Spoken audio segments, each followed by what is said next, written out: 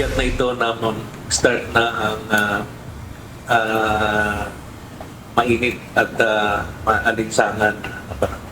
So, mag-i-start na sir o start na? Simula na tayo. Okay.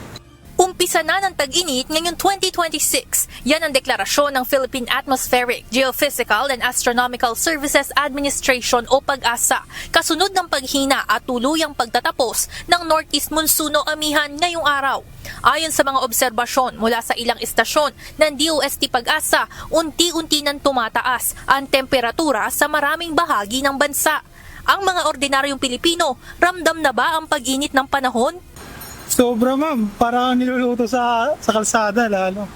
Bunsod nito, inirerekomenda ng PAGASA na magsagawa ng iba't ibang paraan upang makaiwas sa mga sakit sa kalusugan na dulot ng matinding init ng panahon.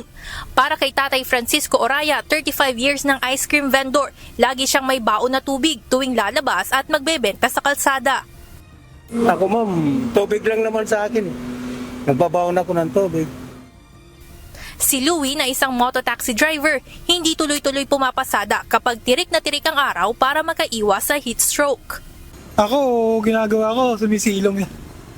Sumisilong lang ma'am sa malilim. Mga kalating oras, gano'n, 30 minutes. Ayon sa PAGASA, mas mainit kaysa karaniwan ang inaasahang temperatura sa darating na Abril at Mayo. Sa susunod na buwan, aabot hanggang 40.5 degrees Celsius ang maaaring maranasan sa Northern Luzon, habang 39 degrees Celsius naman sa Metro Manila. Pagdating naman ng Mayo, 40.2 degrees Celsius ang inaasahang init sa Northern Luzon, habang sa Metro Manila ay aabot naman hanggang 37.6 degrees Celsius. Nakikita po natin dito dun sa ating graph na posible mas mainit din po yung ating mga gabi, lalo na nga dun sa 2 buwan na binabantayan natin, buwan ng Abril at Mayo.